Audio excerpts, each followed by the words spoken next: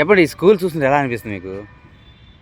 బాగా గ్రాండ్గా, బాగా ప్రైవేట్ స్కూల్ లాగా బాగా డెవలప్మెంట్ అనేది జరిగింది చేయడం అనేది.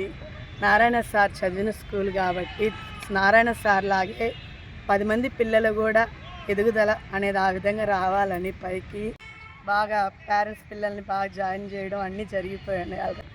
ప్రైవేట్ స్కూల్ లాగా బాగా డెవలప్మెంట్ అనేది చేశాడు. దానికి పోటీగా ప్రైవేట్ స్కూల్ కూడా దీనికి పోల్చుకోలేని విధంగా బాగా డెవలప్మెంట్ అనేది చేసి అన్ని సౌకర్యాలు కల్పించాడు. క్లాసెస్ కానీ, ప్లే గ్రౌండ్స్ కానీ, స్టడీ అవర్స్ కానీ, మార్నింగ్ టిఫిన్, మధ్యాహ్నం లంచ్, సాయంత్రం స్నాక్స్ అన్ని సదుపాయాలు పిల్లలకి టైం టు టైం అన్నీ జరిగేటట్టు క్లాసెస్ అన్ని ఏర్పాట్లు బాగా చేశారు. నారాయణ సార్ లాగా 10 మంది పిల్లలు బాగా అభివృద్ధి చెందాలని ఆయన పట్టుదలతో కృషితో నారాయణ సార్ ఇవన్నీ చేస్తూ ఉన్నాడు.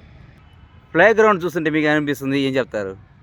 పిల్లల ఆనందానికి హద్దు పత్తులు లేకుండా పోతాయి. పిల్లలు కానీ వచ్చేసి ఒక్కసారిగా వదిలేస్తే ఇంటికి వెళ్దాం రాండి, స్కూల్ టైం అయిపోయింది క్లోజింగ్ అన్నా కానీ పిల్లలు రారు.